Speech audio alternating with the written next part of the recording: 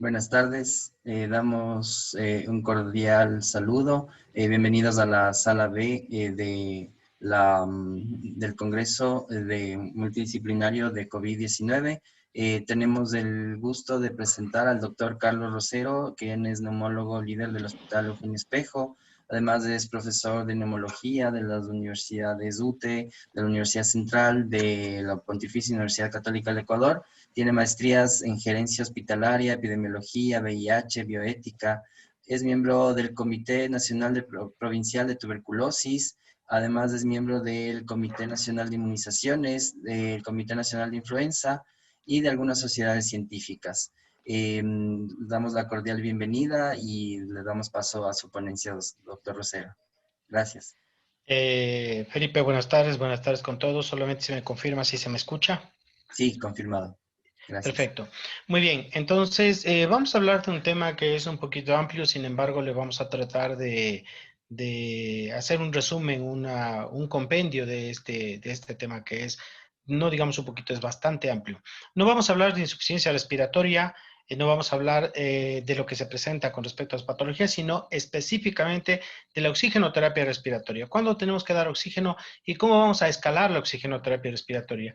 Los diferentes métodos por los cuales vamos a administrar este oxígeno, cuáles son y cómo podremos ir aumentando el oxígeno y cuándo deberíamos poner oxígeno. En definitiva, eso es la oxigenoterapia respiratoria, oxigenoterapia en domicilio o oxigenoterapia en el hospital. Por el tiempo vamos a hacer un poquito más rápidos. Creo que estamos bastante atrasados. Deberíamos estar terminando la ponencia, pero bueno, la tecnología nos ha jugado un mal juego y vamos a ver si podemos llevarlo adelante. Muy bien, todo parte por una definición.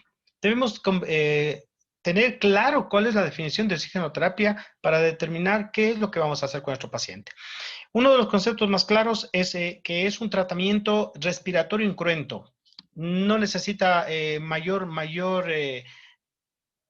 conocimientos de cirugía, ni necesita mayor conocimientos en forma específica y de mucha especialidad, sino necesita un poco de observación.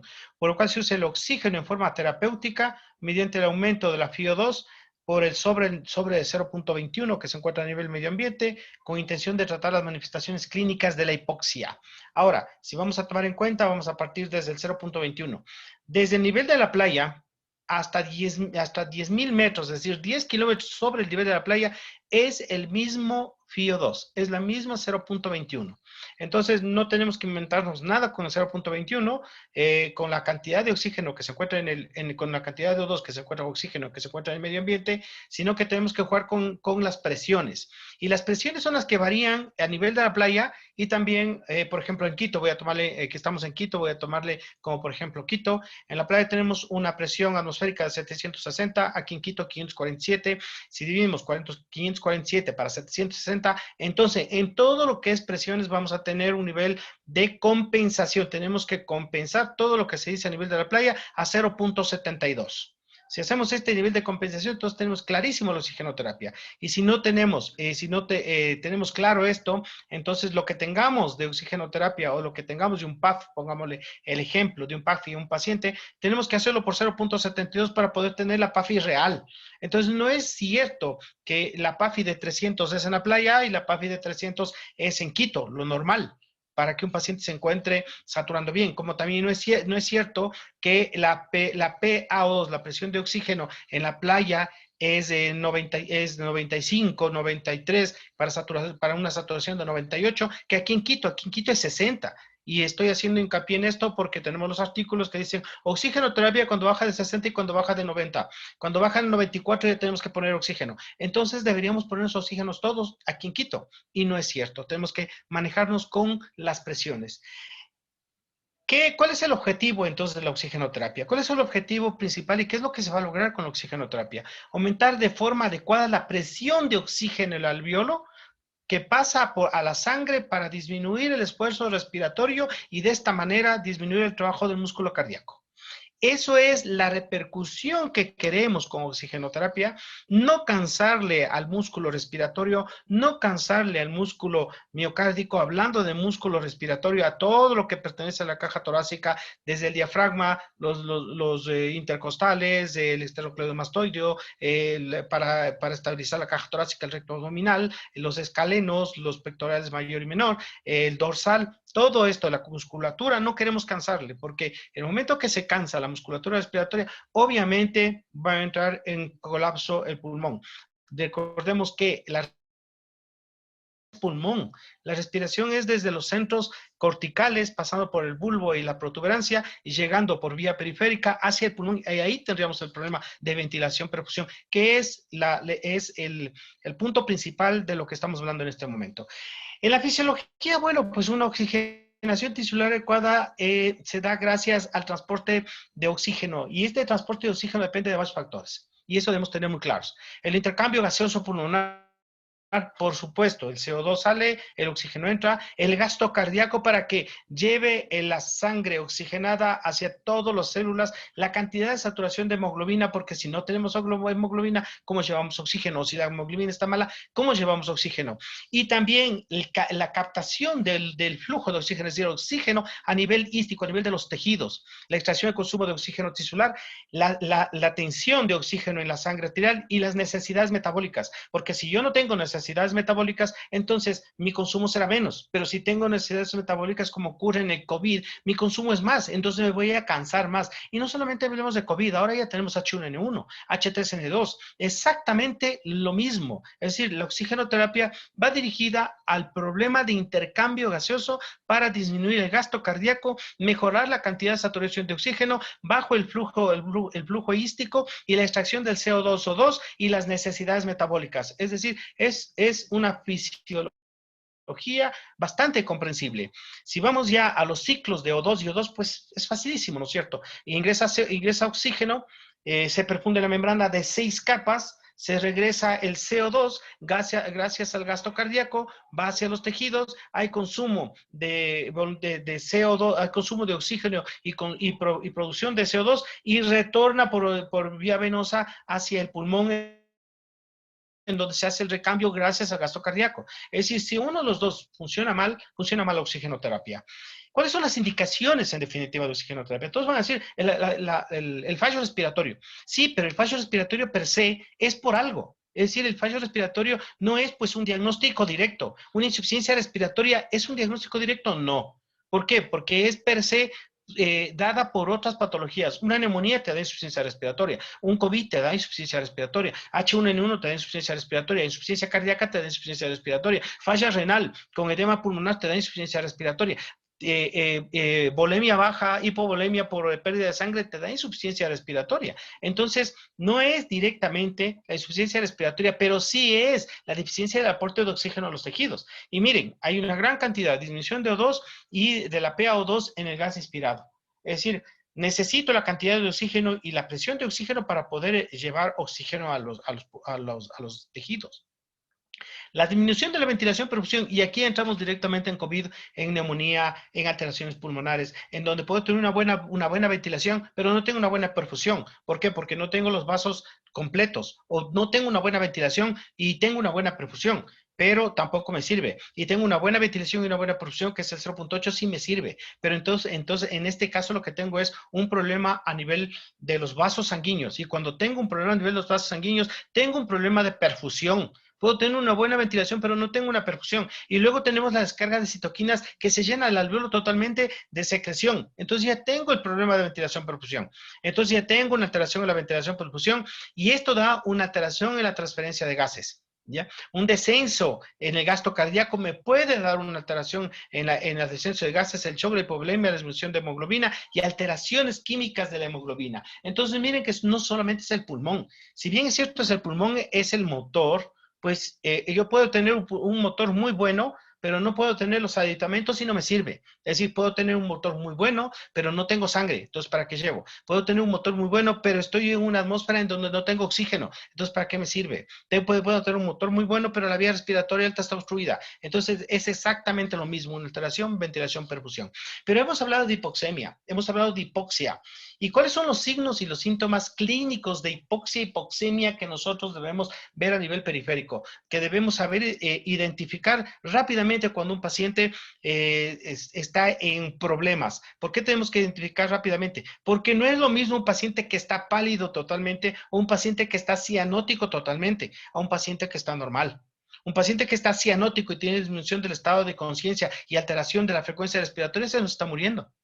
Se nos está muriendo prácticamente. Disnea, taquimia, palidez, cianosis excesiva, desorientación, inquietud, deterioro del sensorio, agresividad, hipotensión o hipertensión son problemas de hipoxemia. Entonces ya podemos determinar, ahora por hipoxemia tenemos alteración del estado de conciencia, pero también por hipoxemia tengo aumento del gasto cardíaco, aumento de la frecuencia cardíaca, pero también puedo tener hipotensión o puede despertarse una hipertensión. Entonces, en COVID debemos tener claros dos fenotipos, el fenotipo L y el fenotipo H. El más complicado para nuestro punto de vista es el fenotipo L. ¿Por qué? Porque en el fenotipo L la hipoxemia da desregulación de la perfusión pulmonar. Es decir, se hacen microtrombos y no pasa el oxígeno. Hay una baja elastancia pulmonar, un bajo ventilación-perfusión, baja reclutabilidad, es decir, por más que tú le pongas Depro, no lo vas a reclutar muy bien y no tienes respuesta a la presión expiratoria limitada. Es decir, por más que tú le pongas cantidades de oxígeno, este paciente va a necesitar más, todavía más aporte y hay que identificar este tipo de pacientes porque ahí es cuando se cometen errores. En el momento que nosotros, no, está saturando bien, está saturando 90, está saturando 89, está saturando bien, pero ¿en qué tiempo bajó esa saturación 89? De pronto comenzó a tener fiebre y la saturación le bajó en 2 horas, no está bien, porque en 8 horas está en ventilación mecánica. Entonces, estos son los que tenemos que comenzar a determinar y a discernir bien porque pueden producirse trombos o microémbolos en situ, no solamente a nivel periférico o a distancia, sino también en situ. Y la otra, que es la hipoxemia, que también causa edema pulmonar, colapso del tipo de síndrome de estrés respiratorio agudo, pero tienes buena elastancia, pero tienes buena reclutabilidad, pero tienes alta ventilación perfusión y tienes mucha respuesta a la presión expiratoria al final de la expiración. Entonces, este es el fenotipo H. A este paciente, por más que le pongas un solo litro de oxígeno, va a sentirse muy bien. Va a estar muy bien. Aquí el problema es, si nosotros tenemos una saturación aquí en Quito entre 90 y 94, ¿por qué tenemos que ponerle oxígeno a un paciente para que llegue a 96, 98, 100%? Entonces tenemos la repercusión de la oxigenoterapia. El oxigenoterapia es como cualquier otro fármaco. Bien dado es muy bueno, pero mal dado puede ocasionar fibrosis pulmonar. ¿Cómo valoramos o cuál es la valoración de la oxigenoterapia? Y esta valoración puede ser muy simple en el hospital como también a nivel periférico, que es lo importante. ¿Cuál es la valoración clínica del estado cardiorrespiratorio, cardiocirculatorio respiratorio? Si tengo un paciente taquimnéico y taquicárdico, pues realmente tengo que poner en ese momento oxígeno. Por más que el oxímetro periférico digital me diga que tiene 92%, tengo que ponerle oxígeno. Recuerden que tenemos que bajar el trabajo del músculo cardíaco y también defender o tenemos que reclutar alvéolos que están cerrándose y tenemos que hacer descansar al músculo respiratorio. Entonces, un monitoreo de la saturación periférica de oxígeno o de la saturación de oxígeno por gasometría con una PaO2 debe mantenerse siempre sobre 60 o sobre 80 y la saturación sobre 90. Es decir, yo no puedo tener aquí en Quito una saturación, si hacemos el 0.72 y decimos que tenemos 100%, debo tener 72. Y si es que estoy en 80, debo 57 a 72. Yo no puedo esperar que mi paciente baje de 50 a 50, de 86 hasta 84 para poder comenzar a darle oxigenoterapia. Entonces, lo que no se está tomando en cuenta mucho la fisiología respiratoria. Si me baja 2 puntos, si me baja 4 puntos, yo ya necesito oxigenoterapia. Debo mantener una saturación sobre 90, es decir, 90, pero no me dice, debo mantener una saturación de 98. porque 98 también me causa problemas a nivel pulmonar, tipo de fibrosis pulmonar. Entonces hay que hacer unas determinaciones seriadas de gases en sangre, hematocrito y hemoglobina. Y aquí viene un instrumento importante que es el oxímetro digital. Al oxímetro digital hay que interpretarlo, al oxímetro digital hay que saberlo manejar, porque si yo tengo un oxímetro digital que me dice 82 y de pronto me asusto, cambio de mano y me dice 88, ¿qué es lo que está pasando? Entonces tengo que saber interpretar también el oxígeno digital y el momento de tomar la saturación. ¿Cuáles son los factores que determinan el sistema de oxígeno a utilizar? Miren, son comorbilidades. A todos les están colocando en el mismo saco. Aquellos que tienen fibrosis pulmonar, aquellos que tienen fibrosis quística, aquellos que tienen EPOC, aquellos que tienen insuficiencia cardíaca, diabetes o aquellos que tienen insuficiencia renal con edema pulmonar o con derrame pleural. No pueden estar todos en el mismo cajón.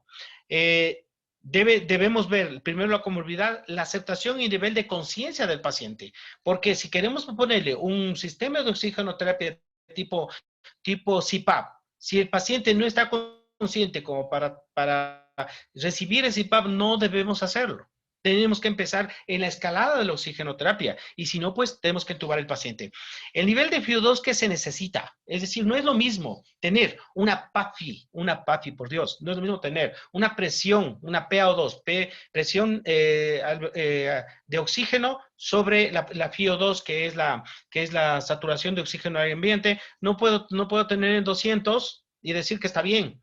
En 200, y si le subo a 3 litros y sigo en 200 y está bien. Y le subo a 4 litros y sigue en 200 y está bien. Eso está mal interpretado. Si yo le tengo a 4 litros y sigue en 200, pues algo está pasando, porque la PAFI va variando. Entonces, o está mal sacada la PAFI o estoy interpretando mal. El requerimiento de FiO2 se debe controlar hasta cierto rango. Es decir, yo hasta cierto rango puedo tener al paciente en mi casa o en la casa de su paciente, debo ponerle oxígeno, debo ponerle por mascarilla, debo poner por catéter nasal, debo ponerle por catéter más mascarilla, puedo poner un sistema Venturi, tengo que tener un sistema de reinhalación con bolsa de inhalación, le quito la bolsa de inhalación, una máscara simple, una máscara de alto flujo, un catéter de alto flujo, una máscara con humidificación, o le tengo que poner en ventilación mecánica. Eso debemos determinar. Y bueno, el nivel de humidificación también. La resistencia mínima de la respiración, el uso deficiente económico del oxígeno, porque si nosotros tenemos oxígeno, no es justo que vayamos a dar oxigenoterapia 1 o 2 meses y eso salga como comprar el aparato, como comprar un oxímetro, como comprar, perdón, un concentrador de oxígeno. O sea, eso también hay que saber regular, porque no está bien que con la desgracia de esto de COVID puedan estar haciendo muchas manipulaciones con respecto a la venta de estos tipos de aparatos. Bueno, pues llegamos a la administración, al sistema de administración y tenemos dos sistemas de administración. Uno que es de dispositivos de bajo flujo y el otro que son dispositivos de alto flujo. Dispositivos de bajo flujo que son aquellos que yo controlo. Es decir, yo controlo la cantidad de oxígeno, yo puedo ver la saturación, yo puedo controlar. Y dispositivos de alto flujo son los que mantienen la cantidad de oxígeno elevada como para mantener a mi paciente con saturación adecuada. Entonces, ¿cuáles son los dispositivos de bajo flujo? Los dispositivos de bajo flujo varían entre cánulas nasales, mascarillas simples y mascarillas con reservorio. Cada uno vamos a desglosar un poquito de cada uno. Si bien es cierto, esto es muy largo, pero a favor del tiempo y siendo justo con el tiempo, yo voy a ser muy corto más bien. Entonces, hay métodos, son métodos sencillos, por ejemplo, las cánulas nasales y las mascarillas, sí, son métodos sencillos. Nosotros podemos poner el oxígeno, sí, pero el paciente se puede retirar. Aumenta la concentración rápidamente y vamos a ver cuánto por litro, o si podemos hacerlo en forma digital o hacerlo por fórmulas. La mascarilla es un método más incómodo, entonces puede alcanzar mucho más FiO2, el paciente se retira más, si está hipoxémico, pues no quiere utilizarlo. Y la mascarilla con el reservorio, a diferencia de lo que se piensa, el reservorio tiene oxígeno y no retiene CO2. Y nos pueden dar mucha FiO2. Entonces, con respecto a lo que es sistema de administración de alto flujo, ya podemos tener las mascarillas Venturi y las mascarillas de alto flujo con cánula nasal. Ahora, sobre estos dos dispositivos de tanto de oxigenoterapia de alto flujo como oxigenoterapia de bajo flujo, que yo lo puedo regular, tenemos otros tipos de oxigenoterapia, como es la ventilación mecánica. Y la ventilación mecánica ya es lo último de oxigenoterapia. Recordemos que entra la ventilación mecánica para poder mantener la buena saturación, buena hemostasia a nivelística y no ocasionar hipoxemia que puede a la larga producir alteraciones a nivel de órganos vitales. ¿Qué pasa con los sistemas? Hablemos un poquito de cada sistema. Vamos a los sistemas de administración de bajo flujo. La cánula nasal. Como ustedes ven, la cánula nasal es facilísimo de colocar. Hay cánulas y catéteres nasales. Esta es una cánula nasal y un catéter que ingresa por acá, que ingresaría aquí, estaría una sola fosa nasal. Y pues, como ustedes ven, es un método sencillo, cómodo, se administra oxígeno a baja concentración y permite que el paciente se alimente.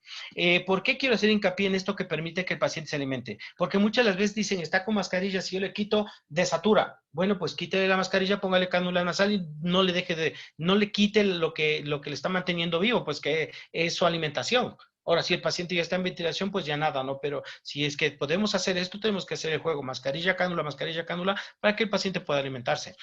¿Cuál es la concentración que se puede dar por una cánula nasal? Que esto es las preguntas que siempre se hacen. Hay algunas literaturas que dicen de 1 a 5 litros, otras literaturas que te dicen de 1 a 6 litros, otras literaturas que dicen que pasados los 4 litros ya es 5 y 6 litros de mucho flujo y las fosas nasales se resecan y todo demás. Pues bueno, es de 1 a 6 litros. Si es de 1 a 6 litros, tenemos en fórmula digital, tendríamos el primero 3 litros, el segundo 4 litros y de ahí 3 litros hasta una FIO2 de 40. Y si no, pues simplemente hacemos la fórmula 0,4 por flujo en litros. Por ejemplo, 0,4 por 1 sería flujo en litros dividido para 10. Esto es el resultado más el 0,21 y ya tenemos cuánto le estoy poniendo. 24, 28, 31, 37, 45, ¿no es cierto? O si no, simplemente que es exactamente igual 0,04 por flujo en litros y esto le sumamos el 0,21 que está en el medio ambiente. Y ya sabemos cuánto le estoy dando a mi paciente. Y esto es el FiO2. Y este FiO2 que tendría del resultado de aquí, ¿ya? FiO2. Entonces tendremos que hacer la PAFI, tengo que hacer una gasometría para la PaO2 y le divido para la cantidad de oxígeno que le estoy poniendo a mi paciente y ya tengo el resultado de la PAFI. Pero a ver, si yo tengo una PAFI con 5 litros, ¿ya? Y la PAFI me dice está en 195, pues no está bien, pues. Le estamos dando 5 litros. O sea, 5 litros es muchísimo, ¿ya? Mascarilla simple. Poseen unos filtros orificios unilaterales pequeños que permitan la infiltración de la entrada libre de aire. Se utilizan para administración de concentraciones más elevadas con oxígenos medios, pues sigue siendo un método de bajo flujo. No debe utilizarse con flujos menores de 5 litros por el riesgo de que no ingrese la cantidad de oxígeno necesaria y el riesgo de la retención de CO2. Pues también es un elemento muy simple de utilización y que se lo tiene que hacer. Entre este y el primero podemos utilizar ya algo un poco más grande si es que necesitamos. Por un lado, el catéter nasal y por otro lado, la mascarilla. El catéter a 6 litros y la mascarilla a 15. Y ya tendríamos otro método de escalación de oxígeno cuando, bueno, que sí nos tocó cuando ya no teníamos en ningún lado terapias intensivas y teníamos que hacer esto con nuestros pacientes. La concentración del oxígeno por mascarilla, bueno, tenemos 5, 6, 7 litros, 40, 50 y hasta 60%. ¿Ya? La mascarilla sencilla te da 5 litros, 6 litros, 8 litros, 40, 50 y hasta 60% y proporciona oxígeno a través de una mascarilla que está aquí tiene unas como válvulas pequeñas de un solo flujo y bueno, pues sigue siendo un sistema de bajo flujo. La mascarilla de respiración parcial. Esta mascarilla de respiración parcial te da altas concentraciones a través de un sistema de suministro de flujo. 6, 8 y de 10 a 15 litros. Esta mascarilla más el cánula nasal es lo que nosotros utilizábamos. 35, 45, 50 y 60%. Mascarilla con reservorio. Miren este señor cómo está. El reservorio tiene CO2, es decir, por ningún lado se está reteniendo CO2. Es solamente un recambio de 2. Incorpora una bolsa de reservorio para que el paciente respire. Esta bolsa te da directamente oxígeno y puede darte un aporte de hasta el 100%. Miren, es un dispositivo muy bueno. Es un dispositivo de alto oxígeno, de alto flujo. Entonces debemos tomar en cuenta estos tipos de dispositivos cuando hacemos la escalada. Mascarilla sin re-respiración, es decir, le quitamos el reservorio y le ponemos alto flujo. Esto es de 15, máximo hasta 15 litros con una FiO2 de 80 a 90%. Mascarillas faciales recirculantes con Venturi. Esto es muy importante porque el Venturi tiene una salida de aire muy fina que me permite una mezcla, humidificación y la temperatura exacta para poder mantener y dar flujos de gas con FiO2 fija. Es decir, yo puedo fijar la FiO2. Y las bolsas válvula mascarilla. Esto es importantísimo porque bolsa, válvula, mascarilla, yo podría inclusive ponerle presión positiva y darle altos flujos. Esta sí es una mascarilla de altos flujos cuando ya, bueno, pues ya no tengo nada más que hacer y es la única forma de mantenerle con vida, valga la redundancia, a mi paciente. Y la intubación traqueal, es decir, Cuando ya todo lo demás ha fallado, tenemos que irnos a la intubación traqueal, ¿ya? Se usa con insuficiencia respiratoria y esta ventilación tiene que ser lo menos posible con mayor recuperación o con la tendencia a recuperar más rápido a mi paciente y si es que es necesario, la traqueotomía tiene que hacerse en forma temprana para evitar que el BAG que tiene el tubo orotraqueal cause inflamación en la tráquea y luego me causa estenosis, que es lo que ahora estamos viendo. Pacientes que han salido de ventilación mecánica de 15, 18, 20 días, ahora ya tienen que someterse o a una broncoscopía para abrir la estenosis o el cirujano cardiotorácico quitarle un anillo traqueal porque se ha estenosado, ¿ya? Y los sistemas humidificadores que se encuentran pues directamente relacionados con el ventilador y que ahora lo estamos utilizando nosotros en catéteres nasales de alto flujo, hasta 60 litros por minuto. Entonces, en una terapia de escalada de oxígeno, vamos a ver que mi paciente está en la casa y veo una terapia de escalada. Si han fallado todas las terapias que hemos hablado, pues hay que intubar. ¿Ya? Si el paciente no quiere intubación emergente o no requiere intubación emergente, podemos utilizar todas las estrategias. ¿Ya? En cada paso, mirar al paciente, por favor, mirar al paciente, en lugar solo de ver el número de la saturación. Se han cometido muchos errores con esto. Hay pacientes que están con mascarillas, con reservorio, y el paciente está con 8 litros y el paciente está saturando 86.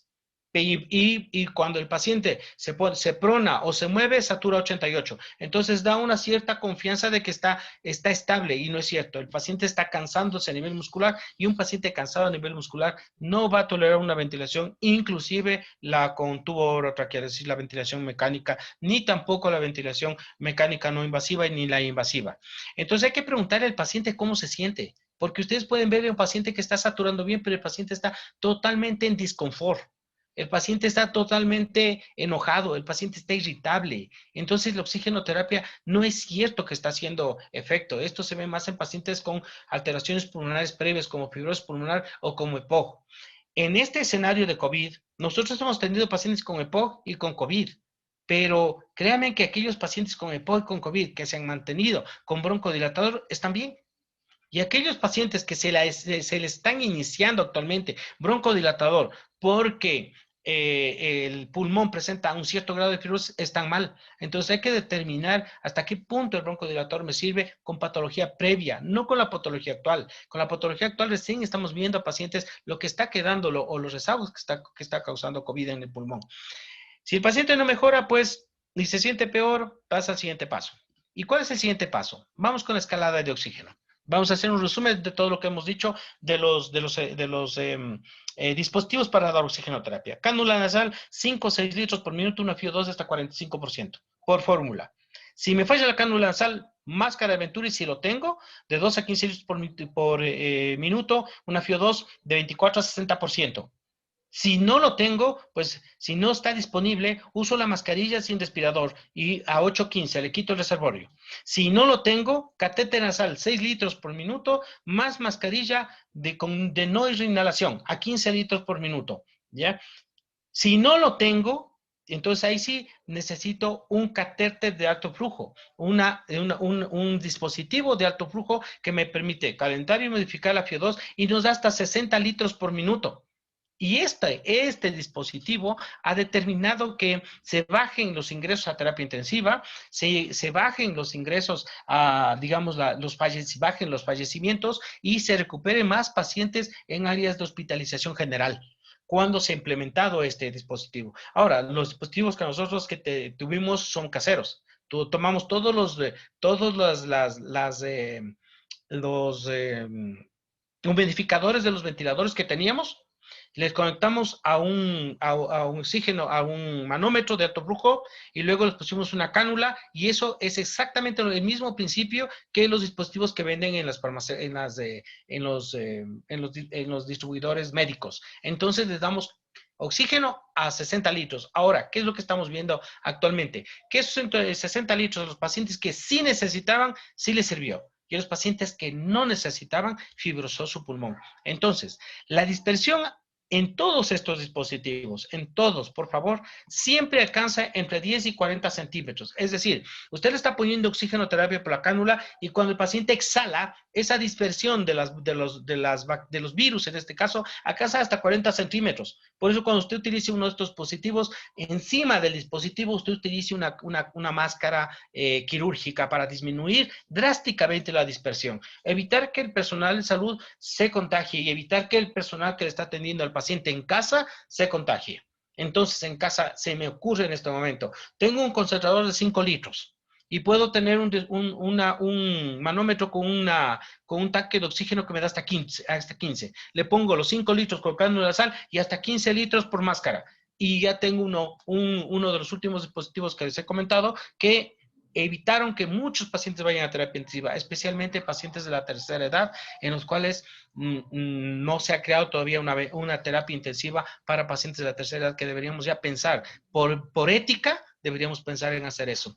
Se están confundiendo mucho con el índice de ROX. Muchos están tomando en cuenta la saturación y la FiO2 por el índice de ROX, pero yo les quiero poner que es un ejemplo, no es mi ejemplo. Este ejemplo está en algunos artículos y están en internet. Ejemplo de 6 horas, saturación 88 y FiO2 de 0,7 con una frecuencia de 28 respiraciones por minuto. Y te da un ROX de 4.48 si a ese tiempo tú debiste haber tenido 3.57. Es decir, no puedes interpretar que está mejor porque no tienes un ROX que se termina acá. Entonces, ese es el error que se está cometiendo. Porque miren, frecuencia respiratoria de 28 respiraciones por minuto. Si 25 es sepsis, 28. Si pasa a 30 es sinónimo de mortalidad. Lo dice el CUR 65. Si pasa de 30 respiraciones es sinónimo de mortalidad. Si ustedes ven una presión arterial menos de 90, pues está bien. Pues porque la diastólica, o sea, está, digamos, en el parámetro de gravedad, pero la diastólica está sobre 60. Pero si ustedes ven unas sistólicas bajo 90 y una diastólica bajo 60, 2 puntos de mortalidad. Y esos 2 puntos de mortalidad unidos al cansancio muscular por tener el paciente mucho tiempo pensando que esto me está sirviendo, es mortalidad elevada. Y esos son los pacientes que ingresan tardíamente a terapia intensiva, y son aquellos pacientes que después de 48 horas y 72 horas de haber peleado en una habitación que realmente estaban en disconfort y no pudieron tener ventilación mecánica, son sometidos a ventilación mecánica ya para solamente determinar en 3 o 4 días su fallecimiento. ¿Qué pasa con oxigenoterapia en domicilio? Que es un punto muy bueno y con mucha cantidad. Nosotros no tenemos en el país un DOCS, es decir, un programa de oxigenoterapia domiciliaria, un POD, no tenemos en nuestro país, pero algunos hospitales sí lo han hecho en forma parcial. Entonces, nosotros debemos determinar 2 cosas. Cuando mi paciente usa oxígeno por primera vez, después o por un proceso agudo, y cuando mi paciente ya viene utilizando oxígeno por patología pulmonar previa. Son 2 pacientes diferentes y 2 escenarios diferentes. Si los tomamos así a los pacientes y hacemos un buen screening desde un inicio, podemos determinar que sin patología respiratoria previa, conseguir saturaciones mayores de 90 es perfecto. Una oximetría del pulso me sirve para realizar un seguimiento, sí, pero en estos pacientes de acá abajo no. La saturación de O2 mayor de 23 a más de 2.600 metros sobre el nivel del mar es excelente, y a nivel del mar entre 95 y 100% es excelente, es muy buena. Entonces podría decir que mi paciente ya estaría inclusive prácticamente dado de alta. ¿Qué pasa cuando yo tengo una alteración pulmonar previa y mi paciente ya venía utilizando oxígeno en EPOC, en asma bronquial muy grave, en fibrosis pulmonar, en bronquiectasias, en fibrosis quística, en síndrome de Yu, en síndrome de Jung,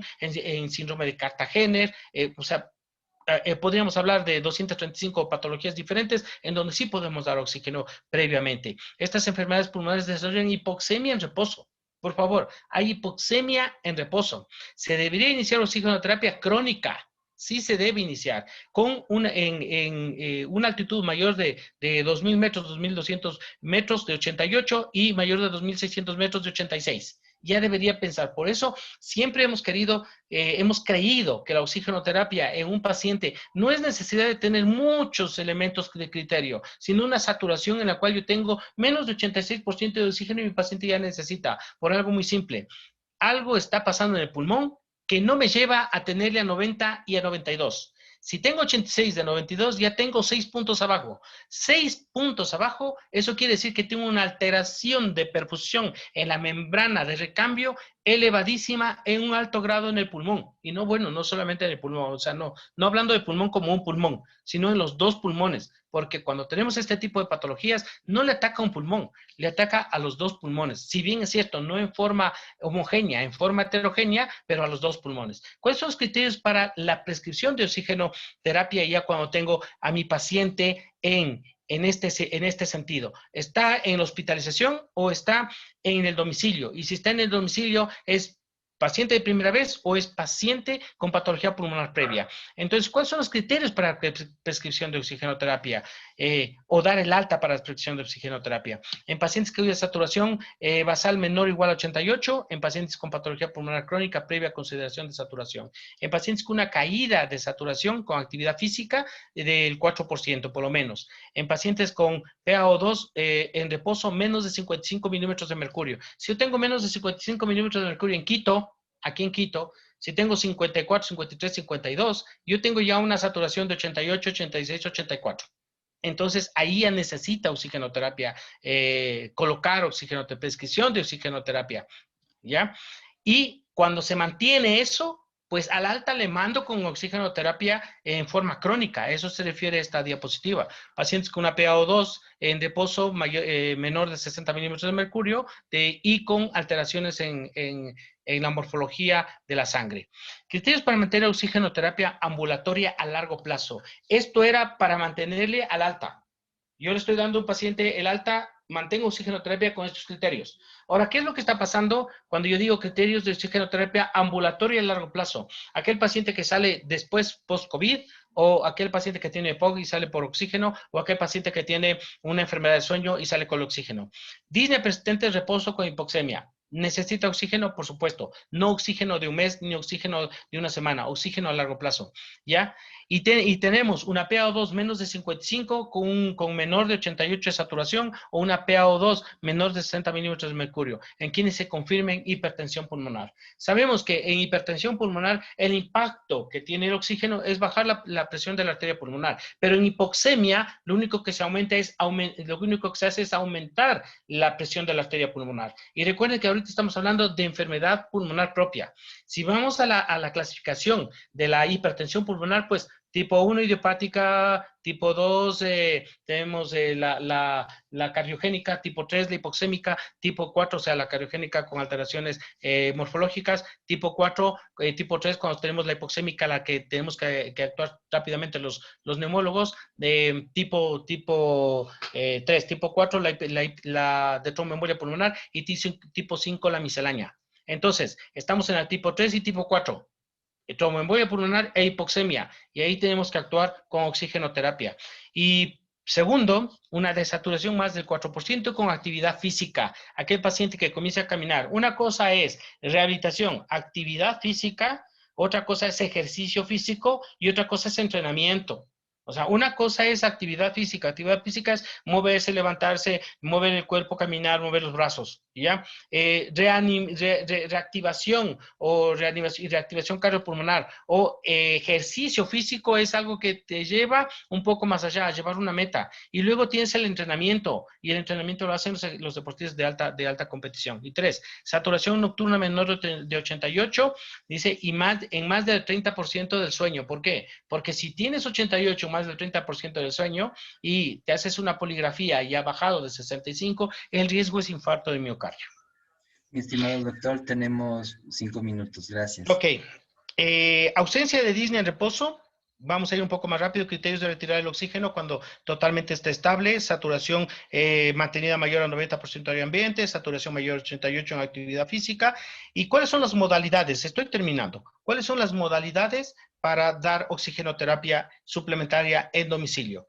La oxigenoterapia crónica en domicilio, la oxigenoterapia solo nocturna, oxigenoterapia ambulatoria, oxigenoterapia paliativa, oxigenoterapia en ráfagas cortas, por cortos tiempos, de los pacientes que necesitan. Así que siempre debemos tomar en cuenta que las indicaciones de oxigenoterapia continúan en pacientes con hipoxemia grave. Se establece por su efecto sobre la supervivencia. Si mi paciente sale con hipoxemia y se transforma en hipertensión pulmonar con hipoxemia grave, la oxigenoterapia es para salvarle la vida, no para mantenerle con confort, es para salvarle la vida.